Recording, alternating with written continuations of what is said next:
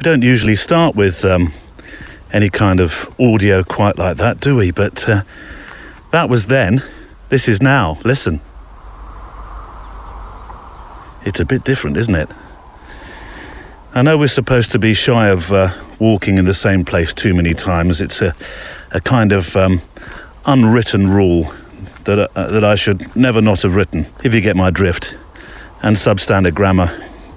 But today I'm back photo walking on the disused, once USAF airbase for American cruise missiles, Greenham Common. And we talked on a past show, and that's the reason for the noise just a moment ago and the sounds of protesters at this airbase, which would have been a couple of decades ago now. Perhaps more, actually. Yeah, more.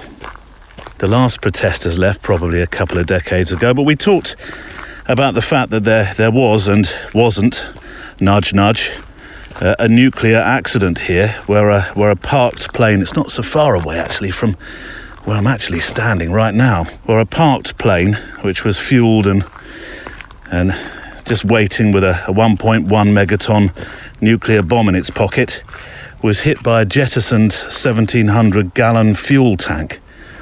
Everyone said, nothing happened. No, there's nothing to see here.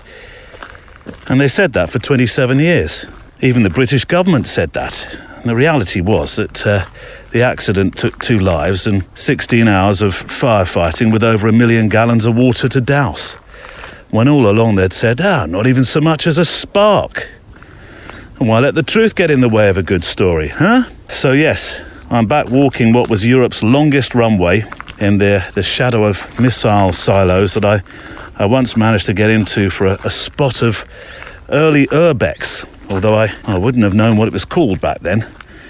In 2000, what would that have been? 2004, something like that. But nope, it's no longer an airbase. I'm able to walk along these paths without fear of somebody stopping me and doing something unimaginable in the name of secrets. And there are no longer thousands of protesters lining the perimeter. And it's now been returned to what's called common land. Grass and bracken and just trees that have wrapped themselves around remnants of old runway buildings, little shelters, and sometimes you get the odd fire hydrant sticking up out of the ground. You think, what's that doing here in the middle of a bramble? So yeah, it's been reclaimed back, and now it's returned to common land where yummy daddy and mummies wheel their 600 quid three-wheeled baby jogging strollers around, and there are hundreds of radioactive cows. You can see it in their eyes, Smithers. And lots and lots of insects that have grown extra legs and wings and go by the name of Rodney. Final bit of history to where we're walking today. There were once 96 missiles stationed here. I used to think enough power to take the world out, but turns out from research, which no doubt has now alerted the authorities to keep a check on my computer from this day forward, that when I entered the question, how many nukes do you need to buy to destroy the planet, it actually would take 46,800 of them. A mite more than 96. So yes, I think that should help me rest a little bit easier at night, along with 2 tumblers of brandy. Anyway, we're walking out with our cameras today, just you and I together, and we have a guest along later on, an ambassador for the Fujifilm brand from Belgium, who Kev has talked to on the podcast before. But I wanted to invite Bert Stefani on here because I wanted to talk to him about one topic really: leaving full-time photography to don a suit and become part of Civvy Street. So today really, life after being pro. Photographs as a passion, no longer a job. Today on the Photowalk. I lost my passion for photography. It became just work. I knew there was still the passion in there because I felt it, but I just didn't find a way out. You know what I want to be? You asked me what kind of photographer do you want to be? Yeah. I actually want to be a professional amateur. just make a living with doing what I love. And I think that often gets lost a bit if you do it long enough and if you're in a difficult industry. Today then, Bert Stefani, professional and much respected Belgian photographer, storyteller, filmmaker, has hung up his cameras, well, professionally. Another photographer who's recently said, enough already. And why? And what will he do as an amateur now? We talk brick walls in the interview later on and what happens when you arrive at them. So yes, here we are. It's the Photo Walk. The weekend is tapping on our shoulders and we're photo walking once again together. It's the only show in the podcast sphere like it. Your letters and DMs and Facebook messages, they drive the show. And then, of course, we have a special guest too. What's on the show today? Well, I shall tell you in a moment. First of all, my hat off to the amazing people at mpb.com who've been supporting the show for quite a while now. They're the number one people for buying and selling and trading used camera gear in the US, the UK and Europe, and I use them. They have warehouses in Brooklyn and Brighton and Berlin, and in the next month I'm making a trip to one of those. It'll be Brighton in these times, Brooklyn and Berlin later, I hope, to record some interviews with some special guests from that part of the world, Brighton, that is now. And I'll be dropping into MPB and talking with the founder, Matt Barker, as I want to know more about the circular economy of cameras and why over 250,000 creatives in the UK, Europe and US trust MPB.com for their kit needs. So on the show today, we talk about legacy. Apparently it's a word I use a lot. Well, for good reason, always. There's some feedback from a photographer about the Remember My Baby episode, a photographer who wants to share his experience of making these moving pictures. What is the first thing you take a picture of when you have a new camera? There are some super pictures to talk about that you've sent in, including a really strong 365 since that feature has now launched. We talk macro, remind you about some outdoor exhibitions, including one very special one in London now that's on the side of a really tall police station. And I open the borders to our new imaginary country called Photographia. You're very much invited to be a passport holder. Special inspirational moments today from American legend Bill Hicks about life in 50s and 60s suburbia. Did they really rake their carpets? Street photographer Nick Turpin shares his favourite all-time street picture from another American legend. And our guest today, as you know, is Bert Stefani, the Belgian storytelling photographer who surprised many when he announced that he was stopping as a professional photographer and reigniting his passion as an amateur. Shall we walk then? Coffee and Garibaldi's packed? Check. Boots on? Check. Long socks or leggings to avoid the nasties in the undergrowth? Check. Spare batteries? Check. Cards or film? Check. Earbuds in? Check. Lens caps off? Check. Well, you're organised. Let's walk. Here's something I never used to think about making these walks. I heard, it's crossed my mind a couple of times, but not really so much that I've thought, better pack the long socks. But I was listening to a phone-in the other day, which wasn't at all about Lyme's disease, but Lyme's disease was mentioned. It was, what way do I go, right or left? You always make these decisions for me. What do you think? All right, straight on. That's a new one on me. Yeah, I hadn't really thought about this, but there was an athlete on talking about how he'd really suffered from Lyme's disease that he caught in or got from a tick, I suppose. What's the correct way you say it? From a tick in Richmond Park, of all places. Yeah, Richmond Park. Posh Richmond Park. Can't possibly have ticks in there, but they did, and it's made the last few years really difficult for him. So, yeah, aware that I'm on common land, where cattle roam freely, I thought, long socks today. Not that I was going to turn up in my flip-flops and swimming costume, obviously. Pete Bateford kicks us off this week, and I certainly see a listener eye glint here. I think, legacy, Neil, legacy. I think it's your favourite word. If I had a penny for all the times you say the word legacy, I'd have enough for a year's supply of Garibaldi's. But in all seriousness, it's something I've been thinking more and more about as my once single-digit family, head into their first and final years of university degrees. Where did all those years go? I know I feel like that as we waved our youngest off to big school, as we talked about last week. What started, says Pete, with an Olympus camera, no LCD of course, has moved on to become a Sony with more menu options and a small aircraft. I should know, says Pete, I fly one. So keep up the good work and I'll be listening with my abacus for the mention of the L word. Ah, you're a pilot, are you? Are you a pro pilot? Well, the way I was reading your mail made it sound like you possibly are. In which case, you have if you're interested in photography, which I would imagine you probably are if you're listening to this podcast, it's absolutely perfect for you, isn't it? Light aircraft, camera, loads of stories. Pete, I expect to see lots of pictures from you by next week, please, sir. In my in tray.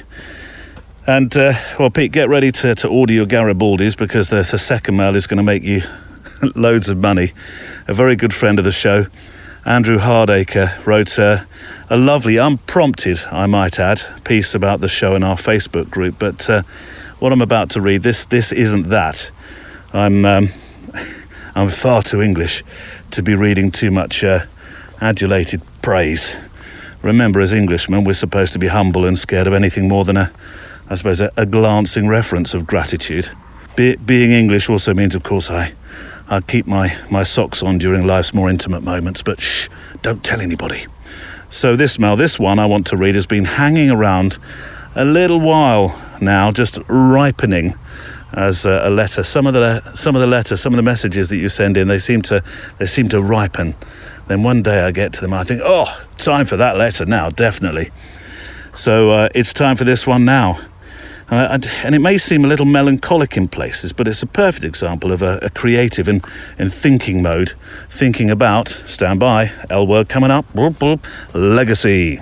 From Andrew Hardacre, a.k.a. Aha on social. Greetings, Neil. I'm bored at work and I'm writing some notes following the script you sent out in Patreon.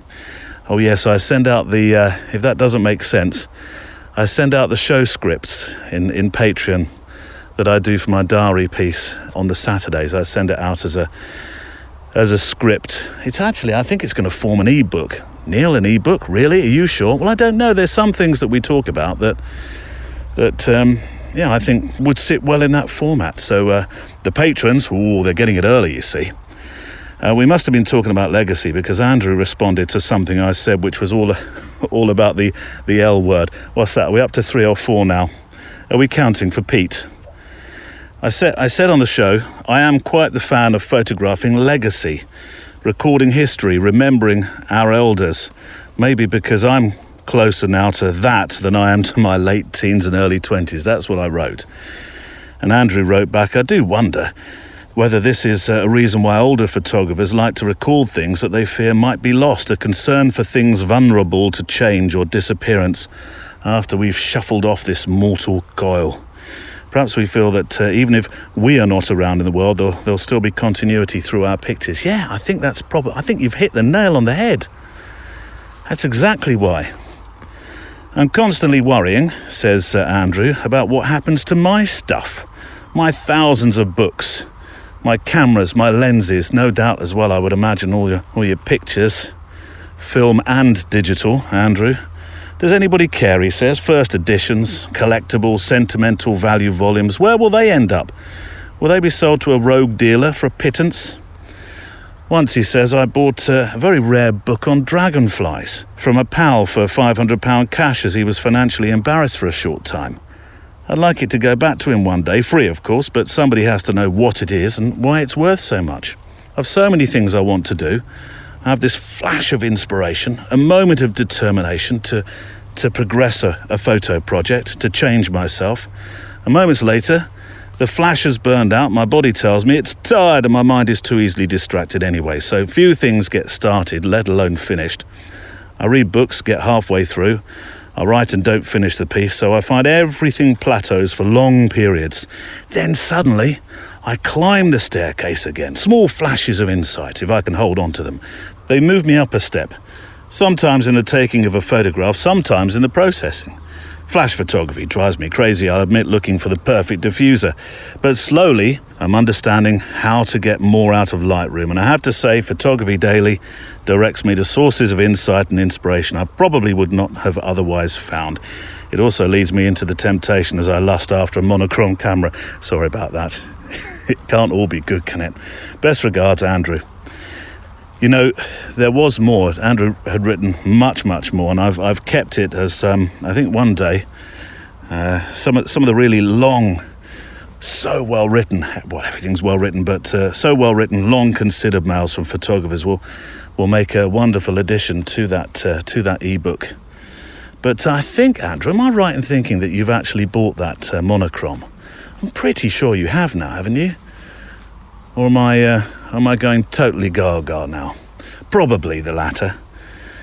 But I don't know whether you remember, but we started last week by playing one of our Photowalk inspirational clips from and about photographer Cara Mew's amazing house clearance, where she found a whole load of old photos that belonged to a photographer who'd finally moved. How should we say this? Who'd finally moved out of the fixer tray. And that was all about legacy. Andrew's words here are about the importance of legacy, aren't they? And I'm reminded of the importance of legacy. Cool. How much is Pete collecting now by something I saw over the weekend that I'm going to talk about in tomorrow's diary piece on the More episode. We went, myself and my youngest, on last Sunday to a heritage railway. And we met this man in a truck. I'll say a little bit about it. Who was selling memorabilia, railway memorabilia. He collected it for the charity. And then our young Thomas spent, it was a good hour looking through the slides photographers who've now made. And he started his own collection off the back of this. I mean, these slides would have been made in the 70s, 80s. I didn't date them. Some of them look really, really old. There were some incredibly faded ones in there as well. But the images given to the charity are now part of our youngest's collection. So Thomas has taken them on, and he said, "Can I collect railway slides?" I said, "Of course you can." Music to my ears when he starts talking about collecting photography things. "Would you like to collect Leica as well, son?" "Yes, here's a catalogue." So anyway, I'm going to talk more about that tomorrow on the More show. It was wonderful because Thomas had never seen slides in his life, had no idea what these things were. He just saw them. They were in a box, and he picked one out and held it up almost instinctively against the light and said, "Train." And then I explained what a slide was. So anyway, that's for tomorrow's More show. Shall we do Unashamed More? Here we go. Stand by. Legacy. Mention number 7 or 8. Should we do some more Unashamed Legacy?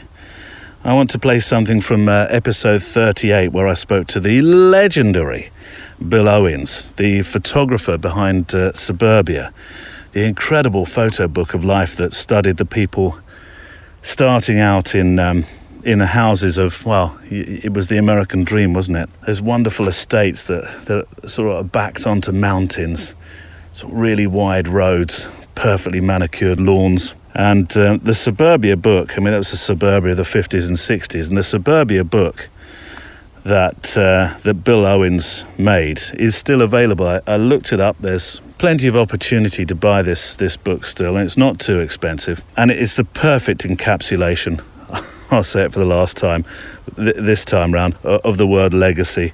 Here's Bill lamenting the fact that he didn't keep something he'd been given, some hardware that he'd been given, a special garden rake that people in those days used on the thick carpets in their suburban houses. But also Bill has a lesson here, I think, for story makers who may say, "Oh, it's a bit tough finding everything I need to tell my photo stories." There's a lesson coming up here as well. Years later, somebody gave me one of those rakes, and I've since lost it. I don't know why I didn't keep that rake, but that's what they did. They would rake their carpet in those days. But I mean, the Tupperware, there's certain symbols of our society that I wanted and like the Boy Scouts and Tupperware, there's certain words and things that you know you're going to look for. And I just would look and look and look and talk to people and till I could find that Tupperware party. And you found you found it. Yeah. I probably could be easier today because you just Google Tupperware salespeople, local, and there would be the person's name and phone number. You call them up and say, "Oh, we're doing a party tomorrow." Well, in my day, it was just a telephone. Things moved at a different pace. Where today, anything I want, you can find everything a lot easier. Incredible, Bill Owens. What a privilege to talk to a complete legend in photography. Bill Owens, and Suburbia is definitely a book for your collection. It really is. I want to talk about a show that seemed to move a lot of folk in a moment, and then also let's take a letter about making your first pictures with a new camera. It's always difficult, isn't it? Thinking, well, I've got my new camera here. What shall I make a picture of? My good friend Mullins, my reprobate mate Mullins, he always makes pictures of his family.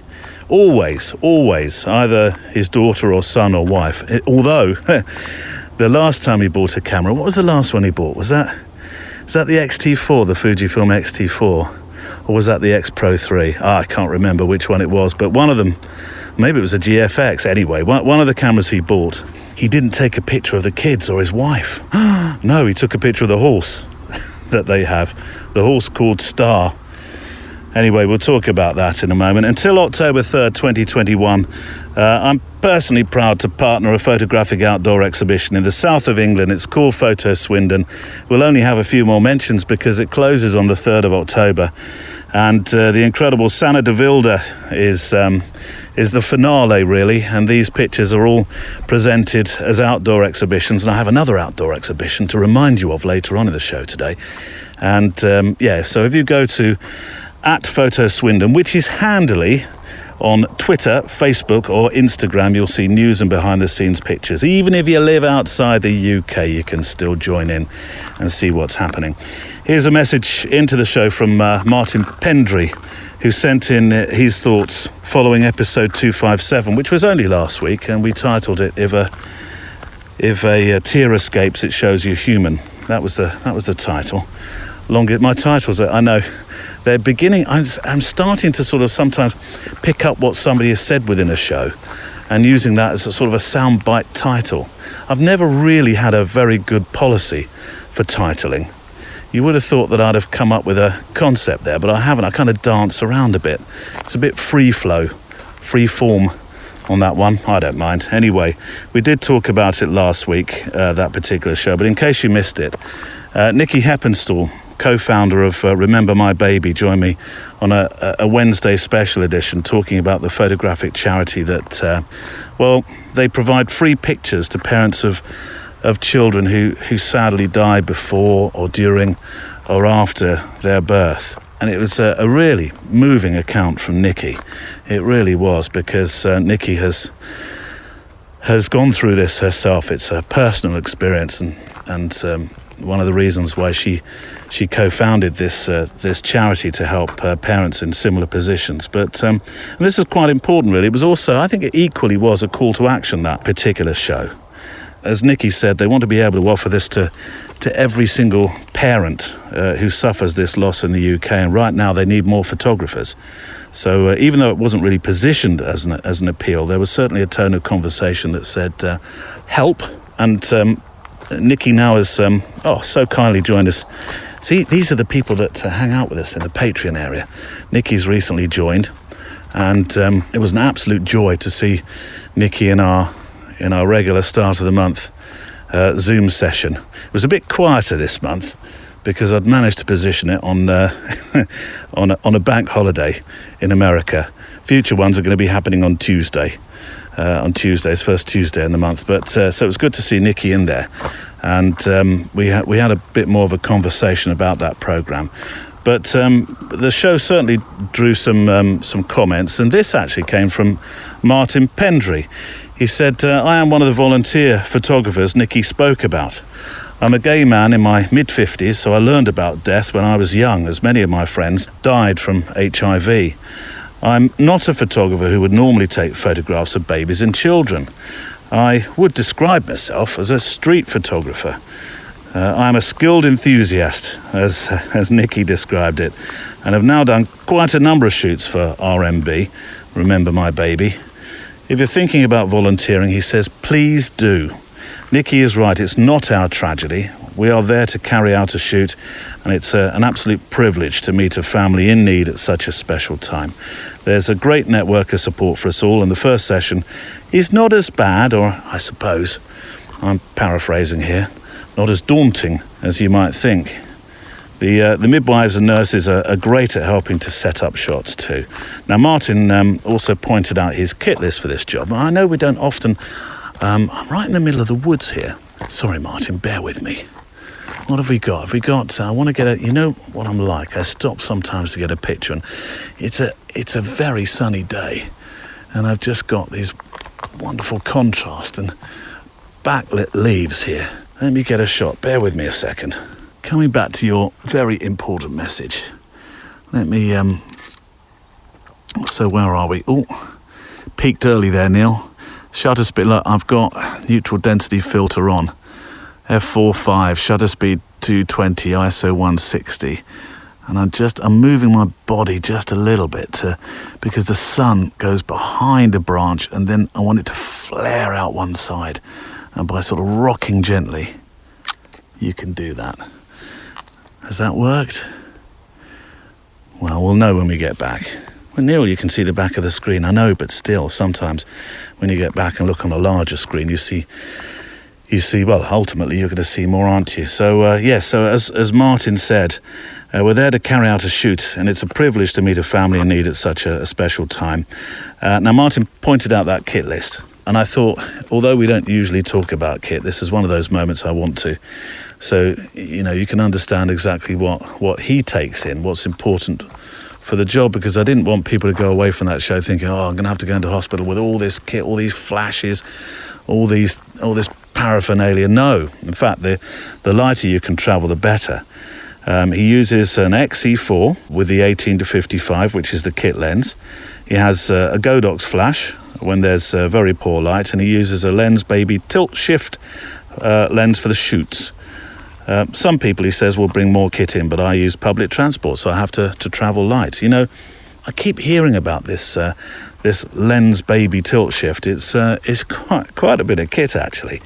And, of course, tilt shift on a doable budget, isn't it? But thank you, Martin. And you can, if you want to, and having heard what Martin has to say there, and also what you will have heard on the show and seen in the comments following the show, you can contact Nikki Heppenstall through the charity, and I'll leave a link on the show page today. And if you're outside the UK, and plenty of you are, we know that, there are charities and organisations like this around the world, so it is worth looking up if you thought, wow, there's something I think I can make a difference, something that I can do that makes a difference. We talk about making a difference, and my guest later on in the show today.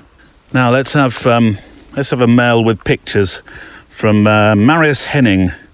A quick reminder, do send your pictures in. That's what fuels this show.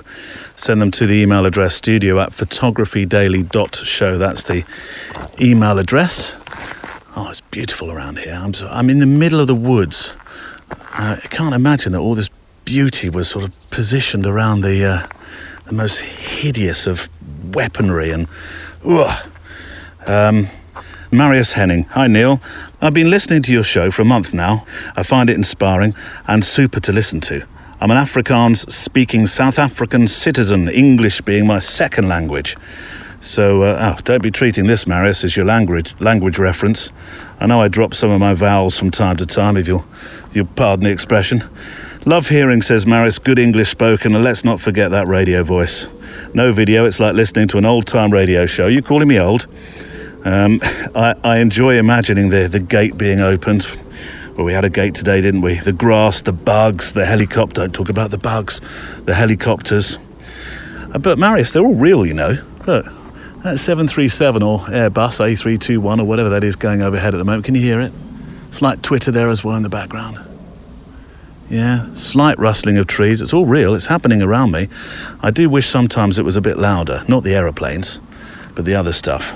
But yeah, they're all real. The only thing I hate of your show, says Marius, I'm wondering now whether to, I'm peering out the other end of this letter, dare I read on, is the fact that you have a Fuji X100V and you use it on your Photowalk. Oof, is that the only trouble I'm in? Okay. What is the shutter sound that you use on your camera? Reason for me asking is now, here comes my story. Since the X100 was released 9 years ago, I think, question mark, it's actually 10. It's 10 years. It's 10. Well, we got the 10-year anniversary next year of the X series, haven't we? And it was 10 years last year for the X100. And I think I had the very first one that landed in the UK. Mullins, of course, will tell you that he did, but I think it was me. I wanted one, says Marius, but I couldn't afford one. 9 years later now, and I walked past Cameras, our local camera store. What do I see in the window? Wait for it. A Fuji X100F. Not quite the V, but price is okay. Still expensive according to my wallet. I decided there that I'm buying it. And I'm now the proud owner of an X100F, which is a fantastic camera. I really lamented selling mine. I was without an X100 for about, well, it was earlier this, I didn't have it for quite a while over the winter period when I was using just my X Pro 1. I will go back to using the X Pro 1 probably more in the winter again. But I lamented selling that. And it wasn't long. What was it? 6 months, 5 months? I don't know. I managed to get myself an X100V. Snuck it back into the house. Is that a new camera? No, I don't think so. I'm just clearing up the boxes, tidying them up, giving them a polish. So he says, I'm now the proud owner of an X100F and I love it. Got the second-hand brown Fuji leather case for it too. Oh my words. Marius, you've turned into the original hipster. But this bit is special. It really is, because Marius has supplied us with his first 2 images and then one of him as well, so you can see the hipster look in full effect. These will be on the show page today, so all the pictures that we talk about and some of the links and stuff, they'll all be on the show page, which I do hope you follow through to by clicking onto the link which is within the app. Just that link that says show notes, take it through. So here are the first of my 2 images taken. They're in the zone at Rosebank, South Africa, and then one of me so vain with my X100F. Well, do you know what though? It's nice to know what you lot look like. So I appreciate that. No problem at all. But noise, you talked about noise. The noise from the camera, well, I think it's just the standard setting, but I've got it turned up all the way. And I was talking about this with me reprobate friend Mullins the other day on the Fuji cast. We were talking about, it was kind of last week and a bit more sort of rolled into the earlier part of this week as well. We talked about that idea of pressing a button and feeling that you're taking or making whatever you use in your vocabulary a picture as being quite special. I quite like it, and plus, of course, it being a podcast, I like you to hear when the picture's being made when we make them. So on the show today, Bert Stefani. Today we're talking with him. He's swapped his full-time pro status as a photographer with working in government, and it's a real step change. And he's going to share why. What photography meant then and what it means to him now, and the passion that just seems to have accelerated for the art since perhaps laying down the dollars, if you like. But we also talk very much on the level. We cover some, there's some real home truths today. It's an honest chat for sure. This is the kind of thing coming up. Well, I think that technology has caught up with skill, right, in a way. So while I started as a craftsman, knowing really well what I was doing and finding solutions for difficult circumstances, a lot of that is gone, and we have to be honest about that. And so the only thing we have left as photographers is our eye, our vision. If I'm competing with a 20-year-old with an iPhone, he's always going to be cheaper than I am. So I cannot compete with that. So I can only bring my vision to the table. So I had to recalibrate my outlook on things a little bit and do the kind of photography that I want to be doing, which is, it doesn't really depend on the niche that I'm working in. It can be reportage, it can be portraits, which are my 2 main things that I do can be commercial, but to me it's important that I can have my own vision to it, because that's the only thing that I can bring to the table. That's the only thing any of us can bring to the table. Yes, there's still a bit of skill involved, and I can still make the difference between myself and someone who's just starting out, but that gap is narrowing so fast. So to me it has to be about, can I make authentic work? Can I make work that I'm proud of to put my name in the byline? And I realized that I was not doing that for maybe 80% of the work that I was doing. Bert Stefani. Do you know, I could listen to Bert all day. Oh, hang on. All day long. I'll come back to Bert in a moment. What's this? So, can you hear this? I can't go down the... It's quite a sort of a drop of concrete here. What on earth was this? This is the thing about it being a sort of disused military air base. I mean, we are surrounded by trees. I could be in a really mature, what feels like a forest here, but then this kind of drainage system in the middle of nowhere. Let me just get a picture of it. Hold on. I won't need my neutral density filter on here. I'm on the X100F. I think that's become obvious, Neil. Well, just in case. And I'll take the neutral density filter off. Still shooting reasonably shallow, f4.5, shutter speed 100th, and our ISO's 250. And just peeking through the undergrowth here is just these, can you just about hear it? Not sure if that was obvious, but it's water sort of draining through this wooded area here with this very mysterious manhole cover here. Not manhole cover, the bars. Looks like it could be across a well, but where does that go? Answers on a postcard. Fabulous. Am I supposed to be in this bit? I haven't seen anybody for ages. It's so unusual that you don't come across anybody at all. Then there are some steps leading nowhere as well. The plot thickens. Bert Stefani, yes. Aren't just a moment ago that you heard, and he's going to be back as our main guest today. Aren't Belgians so calming, aren't they? And then you add in that Bert is a Dutch-speaking Belgian, and you probably heard that lilt there, didn't you? You thought, is he Dutch or is he Belgian?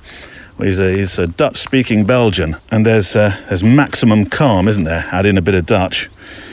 Wherever I've flown in the world, if the captain, I've flown quite a few airlines, and if the captain turns out to be Dutch, honestly, I'm instantly at ease with the flight and the world. It doesn't matter what he says. He says we're going to have a most awful flight with turbulence that's going to send you flying around the cabin like a pinball. As long as he said it with that Dutch lilt, I'll be absolutely fine. There's another picture here, actually. Backlit tree. One of the wonderful things about photographing in the summer is this sort of extremities of light, isn't it? There we go. Shutter speed 680. It's moved up a bit. f4.5. ISO still on 160 here. And there we go. Another one for the... probably another one for the scrapbook. But I always put my images on the show page as well, so you can see where we've been walking together on this photo walk. Thank you to all those that have sent in. Oh, I'm going up this steep bit now. Surely we shouldn't have steep bits where there used to be runways. What's this all about? Oh, that's because something's underneath you, Neil. Oh, really? What? For those that have sent in their pictures for the 365 feature, it's brand new, the Community 365. And thank you. And one more thank you. Oh, and a PS thank you to those that have been sending them in. The whole purpose behind it, though, if you go to the page on the website, photographydaily.show, it'll tell you why we're doing a 365. And I just thought it would be nice to have a community thing that we can all join in with. And especially for those that... Oh, dear. That really is steep. Whew. Especially for those that have always thought or thought at some stage, I'd like to do a 365, but God, I'm not sure I can be bothered with doing it every single day. This is an opportunity to get involved in a 365 without having to do it every single day. And if you've made the pictures a day or two before, fantastic. If you haven't, And they're just pictures you want to share because you think, oh, I think this one's good for a bit of a story and some inspiration, just as good. And we had some pictures that sort of follow their lines, and you don't have to write lots of stuff with it either. Some people, mostly so far, have written something about their images, and that's quite nice because it adds a layer of context. And there was one from Morris Webster right at the start of the week that caught my eye in terms of the mood of many nations. It was a picture of a shopkeeper outside the door to his store. Morris actually tells it better, so I should probably read his words. This was taken, he says, in late June, the week when non-essential shops were allowed to reopen following the first lockdown. So this is a UK picture. Having walked along the seafront in Brighton for a bit of much-needed outdoor therapy, I was walking back to the car park when I noticed this scene. So you'll see this picture if you go to the 365. So don't go to the show page for this one. Go to the 365 feature and look back at, was it Monday? Pretty sure it was Monday's one. What struck me, he says, was the emptiness of the usually crowded streets around the lanes, the famous lanes of Brighton. Those sort of small lanes lined with shops. I then noticed a shop owner standing in the doorway and felt his expression seemed to reflect the uncertainty the pandemic had instilled in us all. I quickly shot a few frames, and on returning to the computer, I felt that this one photo represented the mood created by the pandemic. I appreciate it's not the most uplifting of images, but as a street documentary photographer, it ticks all the boxes for me. Well, it ticked all the boxes for me as well, Morris. I love it. There are lockdown images of empty streets that do say 1,000 words, and I remember right at the start of lockdown, I was absolutely captivated in a negative/positive way by these images, and they're looking at these empty streets, some of the streets in London in particular, thinking usually that would be thronging, it will be filled with people, cabs, buses, just stuff. It was like a scene from 28 Days Later. It really was. So there's those sort of pictures that speak 1,000 words, and this one takes it a step further in terms of the shopkeeper's look, the mask dangling from his neck, that look of where are all the people? It's worth a look. Go check out the 365 feature, and thank you to those that are taking part and those that are going to in the future. And of course, if you want to join in, I'd be delighted to see your pictures. Send them to 2,000 pixels wide. That's really important. And for this feature, please, non-watermarked. I will do all the links for you, so they link back to your website and your social. But if you can make them non-watermarked, that would be fab. 2,000 pixels on the long side. Send to studio@photographydaily.show. Now I'm making the following two letters Patron of the Day mentions, as both Sue and Dan are super supporters of this show, and without them and the others we wouldn't be doing this. Well, certainly not in the style and to the production standard that I like to think, and I hope you agree, that it's reached. So their links will be on the show page today, of course, so you can go and see some more of their work. And a huge tipped hat of appreciation from me for your support of this podcast and this project. I am absolutely, by the way, now lost. I should somewhere here. I should have come out to be in along one of the long runway.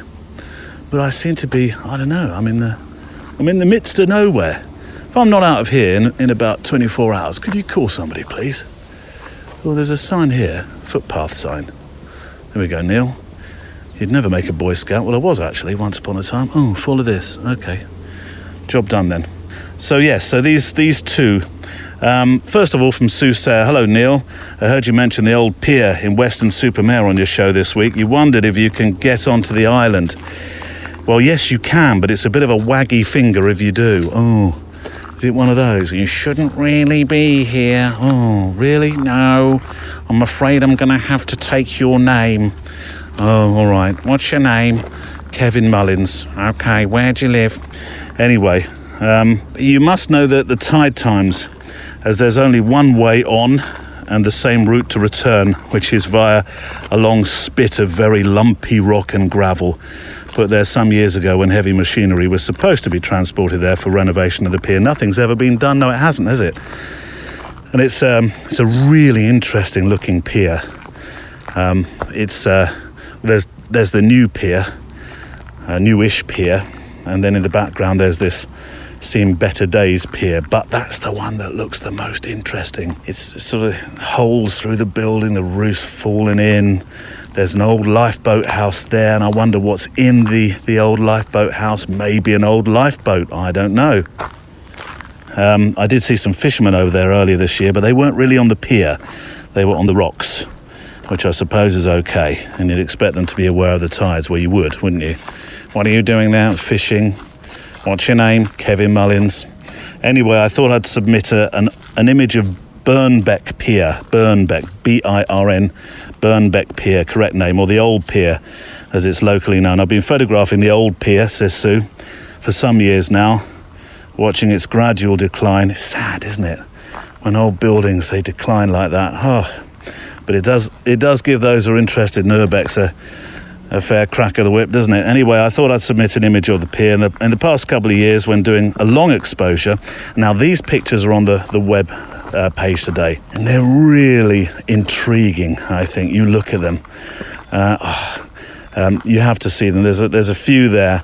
In the past couple of years, she says, doing a long exposure, I've noticed that when conditions appear just right, the images produce long lines in the water. I call them stanchion lines.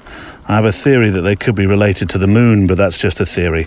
I think that around the time of a full moon that the water is forced much more ferociously between the land and the island, causing much greater drag on the pier stanchions, thus causing the lines to be made. Oh my word, this is technical stuff, Sue. When I do get the right conditions, the lines to the right of the pier are when the tide is coming in, and when they are to the left, the tide is going out. See, you found a system. Being on the Severn Estuary, the sea's very brown, and usually the images are processed to black and white. However, just occasionally, depending on the sky, the sea can appear blue or even silver. Kind regards, Soothsayer, Western Super Mud, which is Western Super Mare. But I guess if you're a local, you can call it Western Super Mud. Right, does this way lead me out of the woods? Here's one from Dan Phillips in the meantime. Hi Neil, hope you had a great holiday. Sounded idyllic on the Photowalk show. It was, Dan, it certainly was. I was actually away myself on a family holiday in Flamborough on the Yorkshire coast. Myself? Dan, what do you mean? Do you mean that they go one place, they send you by yourself to another? Reminds me of the obvious dad joke they always do at weddings. Your mother and I have the perfect relationship. We both make sure we go out once a week, still at least. She goes out Tuesdays and I go out Thursdays. Ba-bum. The weather was kind, and although opportunities to get out with my camera on my own were limited, I did manage some time to myself on a day trip to Whitby while the rest of the family were enjoying some retail therapy. I don't know about you, Dan, but my family have now gotten used to giving me what they call photo time. It's allotted to me. Dad, don't you want to go and make some pictures? I get this, it's usually when I think they've got a bit fed up of me looking twitchy that I've got some shots over there I'd like to do, or maybe I could, Dad, go on, take your camera. Off you go, leave us your credit cards. Inspired by many of the posts I've seen on the photography, here we are. We have emerged from the wood, the forest, straight into a dog walker, lovely. Inspired by many of the posts I've seen on the Photography Daily website from guests and other patrons, I decided to have a go at a bit of street photography. Results attached, and you'll find those in on the show page today. I did cheat a little by using my 18 to 55 lens, so I had the option of shooting at a bit of a distance, but really enjoyed scouting out potential subjects in the narrow and very busy streets. That sounds a lot like what we were talking about just now, the lanes in Brighton. I also got a bit of a buzz from trying to go unnoticed while taking pictures surrounded by tourists, especially when some of them were my chosen subjects, and it's definitely something I'd like to do more of. Anyway, hope you like my first street photography efforts, and thank you for the inspiration as always. Cheers, Dan. Well, cheers to you, Dan, as well. And thank you, Sue. Thank you, Sue. Thank you, Dan, for being patrons. Heartily appreciated. Let me play you for one of our inspirational links now that we always play these. If you're new to the show, we play these inspirational excerpts, clips from former guests, and we play those in between your letters. And I'd like to play back one from the master of street, Nick Turpin, widely known as one of the UK's best street photographers on what it means to shoot on the street. And I asked Nick quite some time back, actually, must be about a year, probably a bit more, what his favourite street photograph was, and he came back with a cracking answer, but also a lesson about making pictures on the street, about authenticity and nostalgia. So, well, here's Nick, and he can tell you about his favourite street picture ever. Yeah, there's a photograph by Joel Meyerowitz called The Fallen Man, which was taken in 1967 in Paris. And, I just like everything about this picture. Joel was working on the streets of New York with Gary Winogrand and Tony Ray Jones, and he was being influenced by these other photographers, and he needed to get away from them to find his own voice as a photographer, which is something which most street photographers will recognize, this finding your own way. So he came on a trip to Europe for 6 months, I think, and traveled around in a cheap car and so on. And he was in Paris at this road junction, and he saw a man on the ground, like having a fit. I don't know if you know the picture I'm talking about, but you can easily find it online. There's a workman stepping over this guy.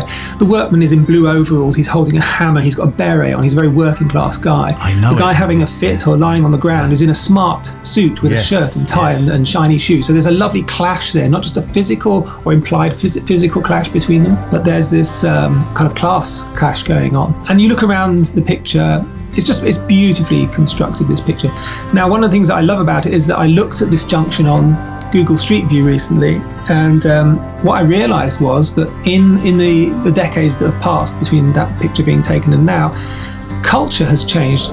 Parisian society has changed dramatically, and now if you look on Google Street View, you can see North African immigrants in headscarves. You can see people walking with their heads down, looking on mobile telephones. Crossing in the background, you can see a tour party of tourists being led, on a tour around Paris. You can see billboard advertising about kind of commercialization of the public space. All of these incredible things happening, and it made me realize that the fallen man in that picture actually wasn't the most interesting thing about it. It was just the record of Parisian society that it represented. And when you compare it to the modern picture, it all becomes apparent to you. You realize just how important street photography is. The amazing Nick Turpin. He's another of our previous guests I'd like to do a live photo walk with. I haven't quite got that right. A live photo walk with another one of our guests I'd like to actually walk with whilst interviewing on a photo walk. Does that make sense? Yeah, I think so. Here's another one of these moments where I've just come across. Remember, I was talking about things that you find that just poke out the ground, and this is a great example. Let me try and get a picture of it. Low battery. Fortunately, unlike the last time, I've got some spares with me, but there's this old, I don't know, what would that have been? Would that be it looks like an old piece of tubing, or F45, 320, no neutral density needed here, 160. I've stuck faithfully to 160. It's kind of a Where's Wally picture, that, because there's several things sticking out the ground, and one of them really doesn't belong there. See the joys of what you find on ex-military bases. Right. Oh yes, we're meeting our guest, Bert Stefani, in a moment for a very real conversation about this thing that we love, photography. He's going to kind of do, I think we'll call it Bert's sort of State of the Nation address. That's what it felt like while I was recording it with him, and it kind of is, but it's which might sound, I suppose, a bit melancholic in places, but it isn't, because there's actually it's like one of those proper stories, sort of start, middle, and end. Was it setup, conflict, and resolution? It felt a little bit like that in the interview. So that's to come. But the American nation, they get a State of the Nation address, don't they? Do you know we should have our very own country, shouldn't we? Photographia photography of the country. There's a presenter, Alex Lester. I've already mentioned him once in this show, and I didn't name check him then. But Alex Lester, who used to have his own secret nation on his radio show. So I feel like I might be just about to unashamedly borrow an idea from Alex. Oh, Alex is a mate, he won't mind. But what did he call his? He had this imaginary nation that his listeners were all a part of, and they used to suggest some of the funniest things that would be in this nation and the laws that they would have. What was the name of that place? That's it. Bologna. I knew it was a B with a silent X. You can work that out. It's Neil, does that spell? Yes, it does. I told you can work that one out. But what were Photographia? That's a great idea. There we go. There's a little rolling joke between you and I that we can have on the show, isn't it? Sort of secret nation of Photographia. Who would be our president? It would need to be somebody very level-headed, somebody very calm, natural leader. Who would that be, do you think? No, not Don McCullin. He'd definitely be in government, certainly, but no. Somebody interested in the who's sort of making pictures of the world and the state of the world. I know. Sebastião Salgado. I'll get to his name in a moment. He'd be perfect, wouldn't he? Yes. He gets my vote, definitely. Yeah, we should think about micronations. That's what they're called, micronations, aren't they? There's one off the, is it the North Sea or I think it's off the east coast, actually, of England, called Sealand, which was claimed by somebody. They climbed aboard one of these old sea defences from probably the Second World War, I think. And they made their own nation. They had their own currency and everything. What would we have as currency on Photographia? I suppose I could make... that's a good idea. Let's make photographic prints the currency. If you have a passport photo, that's like a cent or a penny. 4x6 could be a fiver. 5/7, 7x5, that could be a tenner. 8/6 or an 8/10 would be a 20. 12/16, that would be the kind of currency where you're showing off to your mates at a bar. Actually, at the end, this is not going to work, is it? Because all these would be far too... You'd need a wheelbarrow just to go out for the night, wouldn't you? Anyway, right. Let's get off that. We're meeting our guest, Bert Stefani, in a moment for a very real conversation. But before we do that, a mail from Christina Pullen. Hello, Neil. I'm one of those writers who's still debating whether to send in my pictures. Well, Christina, you know my opinion on that. Of course you should. It's good to see right from the start as you're making your pictures, as you advance through your skills and take on different genres and different interests. Ow, got my shorts on today. Right through the stingers. Oh, nasty. But I'm debating whether to send my pictures in. But I wanted to write and say thank you for the inspiration. You're sounding like an ABBA song now. I've only picked up the camera in the last 5 years.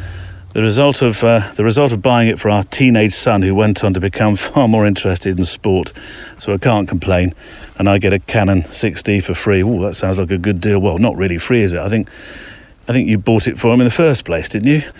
Anyway, I'm finding, as many of your guests and you say yourself, a quiet place. I'm finding my quiet place just out there taking my pictures. One thing I've become interested in is macro photography, which has become at times an almost Zen-like experience. I would imagine it is because, well, for a start, you're always hunting for something to. This is the time where you would look down, isn't it? Normally I'm saying look up, make sure you look up and get your pictures as well, but you'd be looking down, wouldn't you, finding the most amazing things in macro land. It's become almost at times, she says, a Zen-like experience. Any chance you could invite a macro photographer on sometime? Somebody like Andre Savin, who's taken macro to a new level, quite literally, with his underwater work. Keep up the good work, and I promise to send some work in. Macro, probably, Christina. Yes, I did go and look up Andre, and yes, he's work is stunning. But then I found a load of other macro photographers, and guess what I did? Ping, ping, ping, ping, ping, ping, ping, ping, ping. I sent off a host of mails off the back of your suggestion, and let's see who comes in. I know that you're very good, actually. You often, all you lot, you often suggest these great photographers. Some of them come back, some of them just don't respond. Some of them are, I don't really do interviews. I don't feel confident. It's amazing the amount of names, by the way, unless they're fobbing me off. But no, I believe they're being genuine. People are generally genuine when they return a mail. They've got nothing to lose by not being so. But I'm always surprised by some of the larger names that say they don't really feel confident to do conversations on a podcast or radio show. But there we go. But I do send out these invitations. But Christina, you send in your macro. I'm holding you to that. If I manage to get some macro photographers on the show from that illustrious list that I found and the one that you provided, then I absolutely expect you to send one in. Right, let's hear from our guest, shall we? The incredibly talented Belgian photographer, Bert Stefani. Now, I've known Bert for a little while now. He is a Fujifilm ambassador, so I'm of course aware of him and his work, and I'm now even in a collective with him. Of course, I am not worthy. Bert, like many of us who do this professionally, though, has had his own working reaction to the various lockdowns that we've endured within our nations. And for Bert, well, Bert decided that he would leave the profession. Not the art form, but the profession in terms of full-time work, and don his figurative shirt and tie and rejoin Civvy Street. A proper job, as your parent might say, and as many people might moot. So, his work is incredible. I admire him for this incredible intimacy that he manages within his work. And you'll see it if you go to the portfolio. And of course, I'll link to that with the show page today. But the fact that he can make a wonderful story out of just a trip to the museum is testament to that. And I'll leave links to that work as well. And here's the story of a professional photographer who has said enough already and rekindled his love for the art, minus what I call the invoicing game. Bert, a gravel bike man. So I know there are many different types of and styles of bike, but I know gravel bikers, they're a pretty hardened bunch, aren't they? Nobody cycles as hard as we do on gravel. I'm not sure about it. I think that it feels hard to me, but then I see my friends and they seem to have like a very easy time. So it's all very subjective. But I think what I really like about it is that anything goes, any level goes. There's no. It's just a more friendly way of biking than most other kinds of cycling, I guess. It's 7'5", which is what you are. It must be almost. They must have to build you a special bike. I got the biggest frame. Yeah, that's for sure. I bet. Yeah. And do you stop constantly? Are you one of those really annoying guys out on the bike that stop? I've seen a photo. We need to stop. Well, actually, I'm not. Oh. I have to force myself to take pictures when I'm on a bike ride. Oh. I take my camera, like just a small X100 with me a lot, but more and more I just leave it at home and just take my phone. And if I make one image, then it's just to make my Strava a bit more colorful than just a map. So, but it's good. It's good that I don't always have to take a camera with me anymore. So I'm a recovering photographer. Let's say that. Well, we're going to talk about that. I try to avoid the who bought you your first camera question, but I'd certainly like to know at what point the bug bit that you thought, oh, Bert, this photography thing is something a bit more special than a merely fleeting pastime. It's a gradual thing, and I cannot say like this is the key moment where I got my first camera, age 5 or something. I know that I was interested in the family camera back then. We just had one camera in the family, like small point and shoot, and I kind of liked the concept of a camera and the technology. I think I was about 18 or something, or 17. I must have been 17 when I got to the library, and I had the habit of just taking a random book here and there. And that was kind of a Time Life book on documentary photography or war photography. I don't even remember which one it was, but it really made a big impact on me to see those documentary images.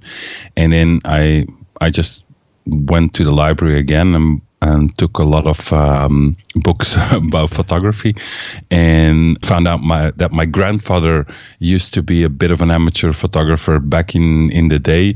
I found an enlarger on his attic, got myself like a very cheap Praktica camera, and just started shooting a little bit and developing. And I immediately saw the power of the image, although I couldn't make it myself very well at that point. But then I went to film school, and kind of photography went away a little bit. And it was with digital, basically, that I got back into it.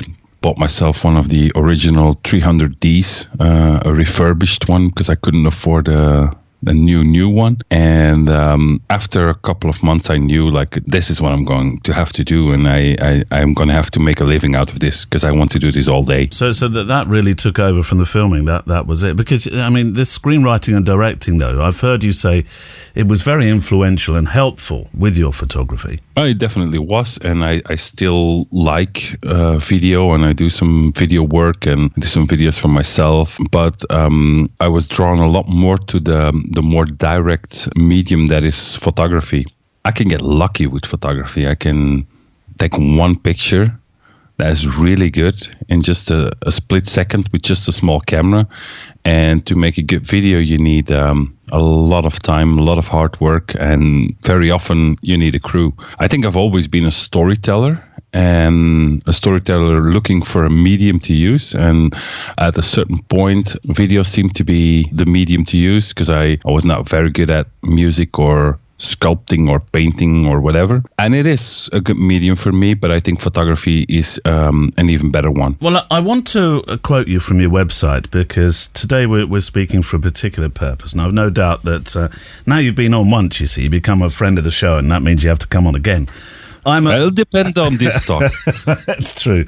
I'm a commercial and editorial photographer, stroke filmmaker, who spends as much time as possible on personal artistic projects. Now, one of the reasons I was really keen to talk was that we've been chatting on the show about how professional photographers have been changing their vocational outlook on life to go from full-time to part-time, and some back to passion status. So, Bert, you're a well-respected professional photographer, camera brand ambassador. You are known for your spare the blushes, high-end work, your storytelling, but you've decided to go back to what I called Civvy Street, and I wonder why. For a couple of reasons, basically. Well, there's been a bit of a pandemic going on, which basically meant that all photography work dried up overnight. But to me, it's a bit more just like that was the thing that accelerated everything. But there's been things going on in the last couple of years in my life, in the industry, that made it actually quite a normal choice for me. So it's not like a surprise, although it took me a little bit of time to get my ego out of the way and admit that maybe it would have been good to step back a little bit, maybe for a while, to see why I do photography. I had a bit of a burnout. Well, I had a burnout like 4 or 5 years ago, doing what I love. And it made me look back on things, made me take a really hard look on why am I doing this and what am I doing? And it made me realize that although I was a full-time photographer, I was not the full-time photographer I wanted to be. Well, I know you did get some salaried work producing tourist videos, but you were still dancing, this dance we do in and around getting freelance storytelling photography work during all this. But a pandemic is not exactly conducive to flying straight and level in terms of feeling secure, is it?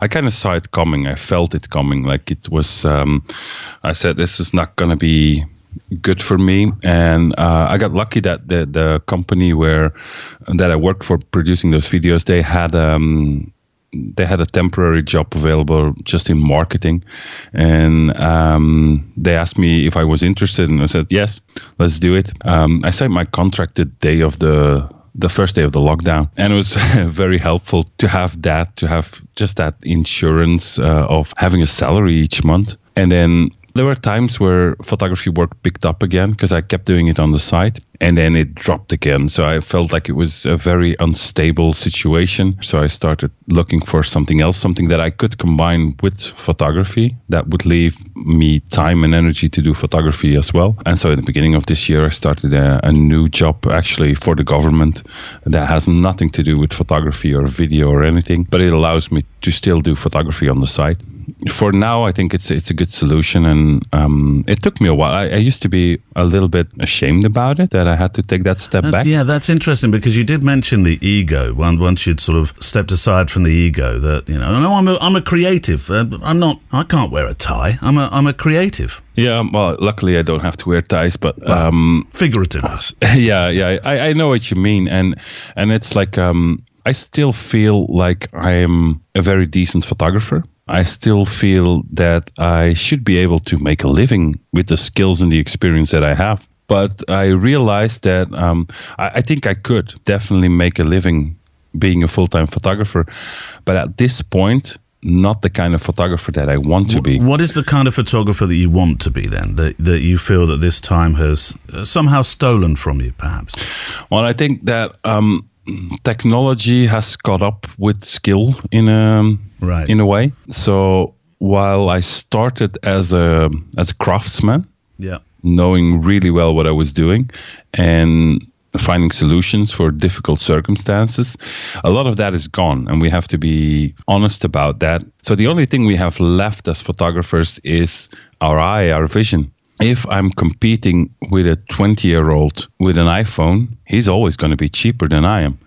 So I cannot compete with that. So I can only bring my vision to the table. So I had to recalibrate my outlook on things a little bit and do the kind of photography that I want to be doing, which is like, it doesn't really depend on the niche that I'm working in. It can be reportage, it can be portraits, which are my two main things that I do. It can be commercial, but to me, it's important that I can have my own vision to it, because that's the only thing that I can bring to the table. That's the only thing any of us can bring to the table. But I wonder, Bert, if we place too little faith in the experience and expertise that we do possess. Yes, there's still a bit of skill involved, and I can still make the difference between myself and someone who's just starting out. But that gap is narrowing so fast. So to me, it has to be about, can I make authentic work? Can I make work that I'm behind, that I'm proud of, to put my name in the byline? And I realized that I was not doing that for maybe 80% of the work that I was doing. I love the word amateur, because you take away the less than kind interpretations of the word, and there are many of them. But actually, it originated as a French word, didn't it? Meaning lover of. Not necessarily expert, but lover of. And it's probably Latin more than French, but you're right. Yeah. Well, I'm going to trust you always with languages above me. But it is, and I think that has rekindled the joy for, I know of two photographers that I won't name because I don't want to embarrass them, but that have slipped quietly away from photography during this period. Maybe they'll be back, but they're saying they're rediscovering the joy again. Yeah, I can agree with that completely. I lost my my passion for photography. It became just work. I knew it. There was still the passion in there because I felt it, but I just didn't find a way out. You know what I want to be? You asked me what kind of photographer do you want to be? Yeah. I actually want to be a professional amateur. Just make a living with doing what I love. Yeah. And I think that often gets lost a bit if you do it long enough and if you're in a difficult industry. Let's talk about social media, because that's another thing that I know. When I've watched some videos of you talking about social media, we've talked about social media before in a group that we have. On your website, on your blog, on your Instagram, you share your life, which is something we're just discovering is a liberating idea. In fact, you say, I refuse to use Instagram as a curated portfolio. For me, it's a journal. imperfect but real. Hallelujah. I mean, I wonder if photographers are now waking up to the idea of sharing the perfectly imperfect on this platform.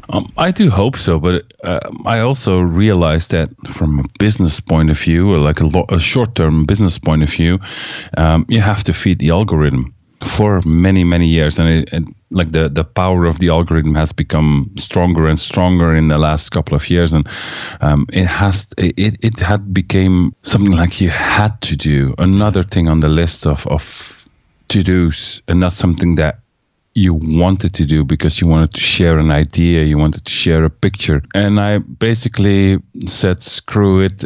If the algorithm is against me, then so be it. But I want to be real. I want to be authentic.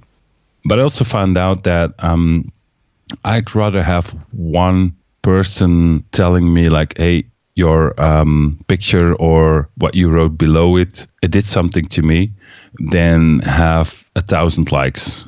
I also disabled the likes counter because I think it has no value at all. But still, we put a lot of value in it.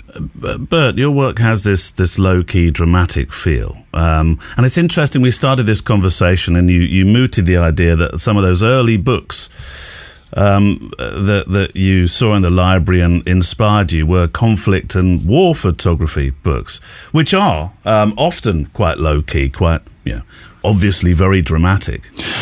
Yeah, I don't know if that's the kind of thing that inspired me, and I definitely don't want my work to be overly dramatic. I think it has more to do with intimacy. Yeah, it's like when you're in a cocoon, when it's dark around you. I find that I always loved the night. I never felt afraid at night, not even as a kid. I enjoyed it. I found it very peaceful, and I think it's more about getting distractions away. I used to be a bit more dramatic in my shots, and I still like a bit of drama in the clouds and everything, but I try to be a bit more nuanced these days. But yeah, it's probably I like darker backgrounds without even thinking about it. But I when I look at my images, I say, I made low-key images again. I should try some high-key ones. No, I mean, I love them for the way they are. I know it's going to be a Bert Stefani. Yeah, I don't think there's anything like because I'm not a very dramatic person, I think, or at least not overly dramatic. But I think that darkness is more intimacy. Yeah, it's more intimacy, and it also points the viewer to the subjects more than in high-key images, in my opinion. I saw in a video you say, and I think this is very important for professional and otherwise, are your pictures helping someone or something? And that seems very important to you for a reason to shoot, doesn't it? It is. And sometimes it can be helping myself. Yeah.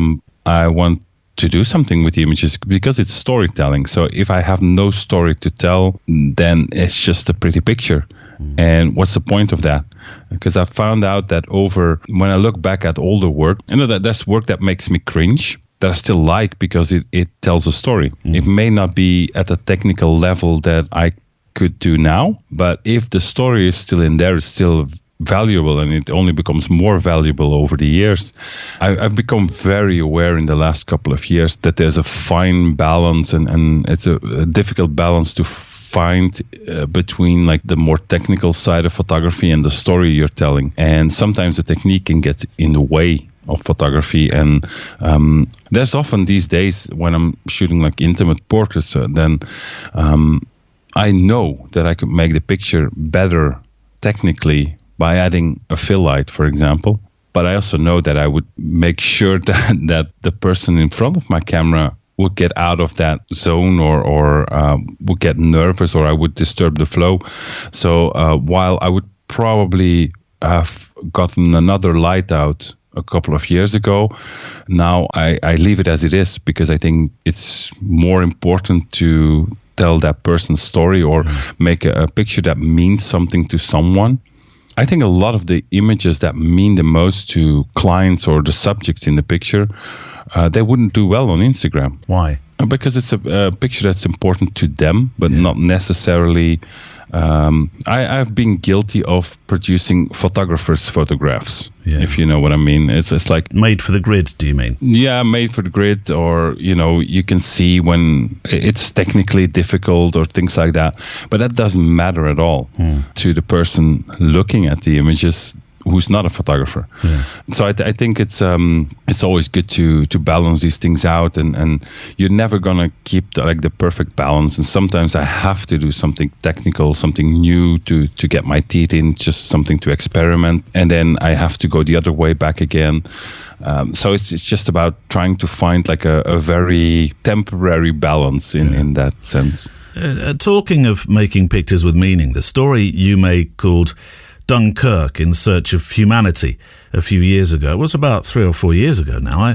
I wonder if you'll find more time now to work on those special projects that don't get made for a pay packet, now that you find yourself in a place of making pictures that you want to make, how you want to make them. Right at the head of the piece you say, although I still enjoy my role as an educator in the photo industry, I've come to the conclusion that I should spend more time on telling stories that just have to be told. I had to do that thing. I had to do that project because it was just basically by accident that I came into contact with that group, and I thought that I had to tell that story from my personal point of view, although I'm not like a photojournalist or anything, but that's still, I have the power to tell that story, so I should. Yeah. And whenever a story like that crosses my path again, I will tell that story just as well.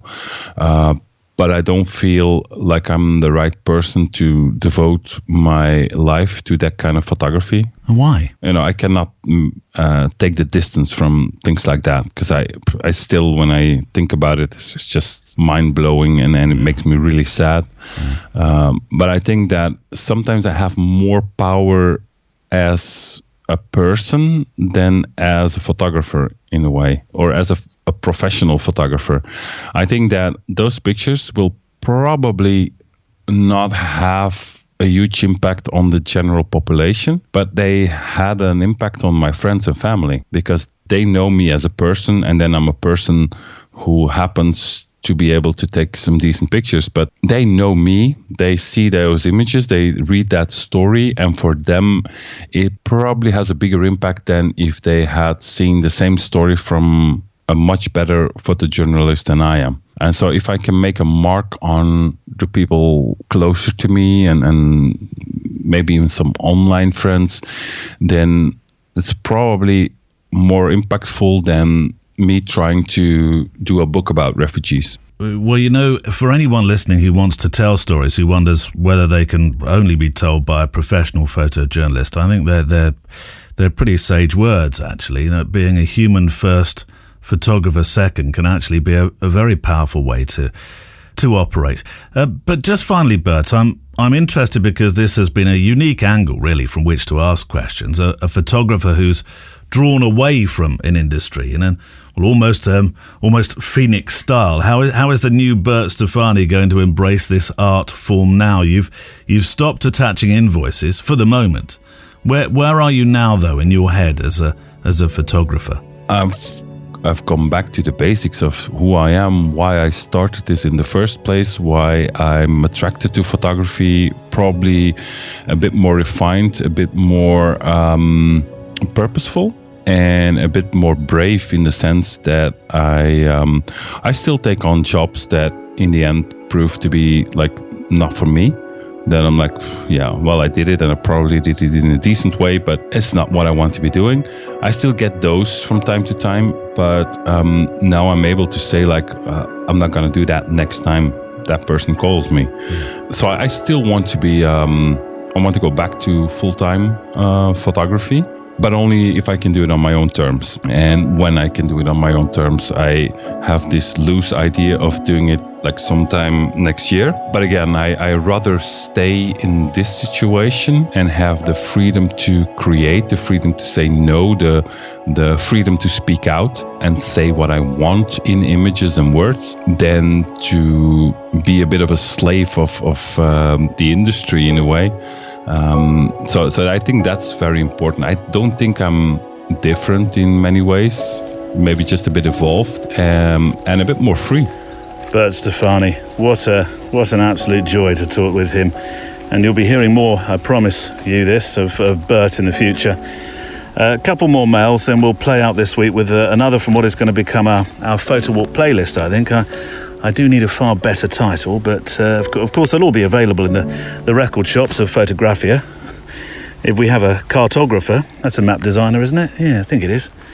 Somebody who could actually invent this nation on paper. Anyway, today we're playing out with Maya Isakovic and a song called Is It All Right? Fantastic song. And it's that kind of song that just finishes off your photo walk. After all the letters and the inspiration that you've heard, and obviously Bert as well, then you just a couple of moments to regroup our thoughts from Maya coming up very soon. Now, the really important bit, this photo walk, really it relies upon you to send in the pictures that you make on your own walks and the messages and stories that you send in, which can be anything loosely to do with photography and cinematography. So please keep sending your photo stuff in, any inspirational thoughts, any questions that you have that you think may be a good talking point, and stories about what you've been making pictures of, so that we can inspire a community of photographers across this globe. Send them to studio. The email address is studio@photographydaily.show. Studio@photographydaily.show, and I'll feature you in this mailbag edition. Make those pictures, by the way, 2,000 pixels wide. If you don't have pictures, don't worry. It's still great to hear from you. You've heard mails and messages on the show from people who photographers who don't necessarily feel that they want to share their pictures yet, or maybe they just want to give some feedback to a show that they've heard in the past. So that's just as good for me, and it's delightful to hear from you. And also, if you've liked this photo walk, and if you get a chance to leave a review on your podcast player app, not all the apps have them, of course, but if yours does, it just helps the podcast hosts and those that carry the feed in the show to understand that people do like, and it does make a difference. So, well, look, I'm not quite sure what to say about this.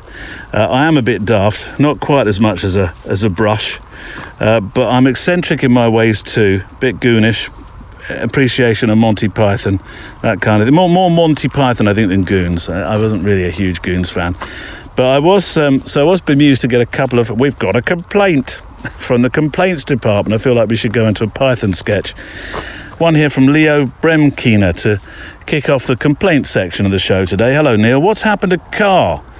It was the reason I listened past all the little advert bits at the end. Always made me chuckle, because we do that in our house or car too. We have a VW T5. I think if you have a VW, you're supposed to call it VW, aren't you? VEEDUB, VW T5, called Henry. And he has a very similar. Actually, Giles has a dog called Henry. My friend Giles, a dog called Henry. I'm sure he has a very different temperament to your VW, by the sound of it. Yeah, we have a VW called Henry, and he's a very similar kind of voice to Carl. He is, however, a little more likely to curse. Yeah, Giles's Henry dog would never do that. And then one of our patrons, Mike Miller, 2 Fridays in a row, Neil, without Carr having his say. He's probably getting a little upset. I think that Carr is a fixture in the Friday Photo Walk. It's that witty British banter that's so captivating. You mean hearing us all go slightly bonkers?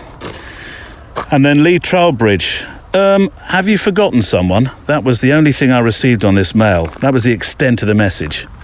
So I wrote back in confusion, and I just got back. It starts with a C. I'm assuming, I hope, you mean Carr. So yes, Carr seems to have a fan base, but don't tell him. It'll go to his head. So should we reinstate Carr? I don't know. Shall we? We'll see, as my mum and dad used to say. We'll see. That's a very parental thing, isn't it? We'll see. Can we go out? We'll see. Can we go to the park? We'll see. Can I have £1,000? We'll see. Right, time for last mail of the week. Yes, it is from Edmund Terracopian, former guest. Do you remember? He talked about an outdoor exhibition that he was involved in a couple of weeks back. Hello, Neil. Wonder if you would kindly consider giving the exhibition one more plug on your show, please. I'm sending you the press release, social media poster, as well as your own invite for the opening. Sadly, I can't make the opening. Well, I say sadly, I'm delighted to be working. I will be photographing. Well, it's tomorrow, isn't it? Tomorrow night. I'll be photographing on the 11th. That is, if you're listening to this on the right day. Otherwise, on the 11th. I will be photographing, but good luck for the grand opening. London's tallest outdoor exhibition of photography ever, with an asterisk there, which I couldn't find where the asterisk went to, but I'm sure there was some kind of disclaimer. Unlocked, it's called, Looking Back, Looking Forward, 5 stories of a London police station. It was a cracking idea. A group exhibition by 14 photographers. Do you remember the idea? It was on the. I think it was Edmund's idea, wasn't it? Yes, of course it was. Edmund's idea that to put this exhibition on the side of a police station, fitted into the sort of the empty spaces below each of the windows. Cracking idea. So here's a couple. I think the best thing to do is to have Edmund talk about it. I will put the poster on the show page today, so you get all the information. If you live abroad, you'll still, through some links, be able to see what's going on, which is good. But let's have a couple of words from Edmund. And during our meetings, we realized that it has to be an outdoor exhibition. It's just too risky to put all that time and effort and money into getting an exhibition ready, and then it gets cancelled off because lockdown rules are stricter or whatever.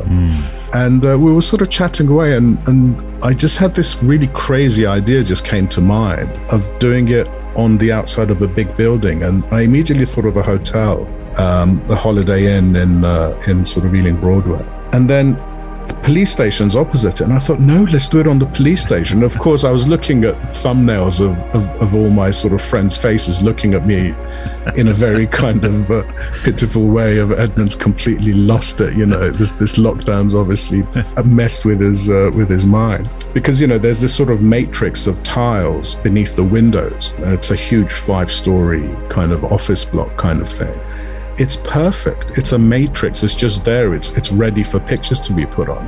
And, the sort of conversation went one stage above jokiness, and then went 2 stages above jokiness. And yeah, we kind of started working at it. I started writing to the police station, who found it very amusing to begin with, and then realized that it was serious, and then realized that actually that's a good idea. And then it was down to, fundraising and trying to get the funds together.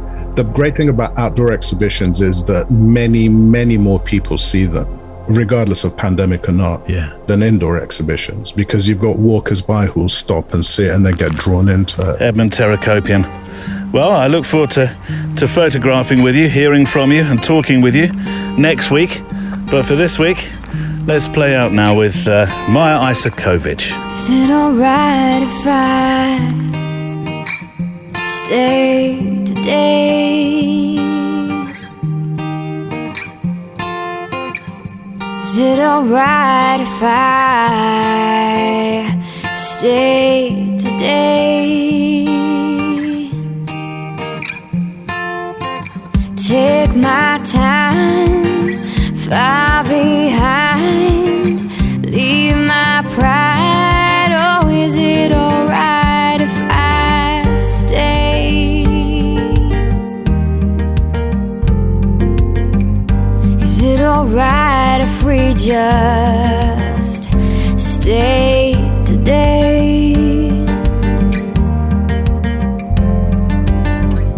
Is it alright? 'Cause I wish we could just stay. Take our time, far behind, leave our pride. Oh, is it alright if we stay? Is it alright if I decide but change my mind? Is that okay? Is it alright if I don't wanna feel obliged in any way? Is it alright if I waste my time and I lead myself to a mistake? When I roll on by, I won't ask why, I'll just accept and walk away.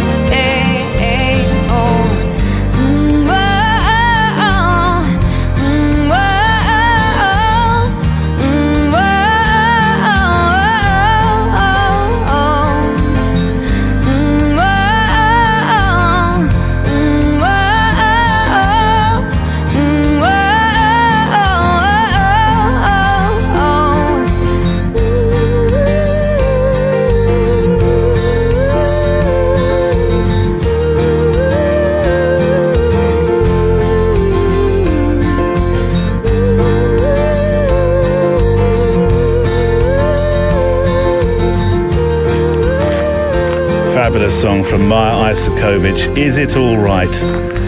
Is it all right, Cara, if we just drop you from the show? Yeah, well, I'd noticed that, 2 weeks I've not been on. I was considering breaking down in the middle of a country lane. Oh, I don't think that... Coming home from a wedding. You wouldn't. In the dark. Oh, Carl, no, you wouldn't. Next to a church. You've obviously thought about That it. looks like it could be in a horror movie.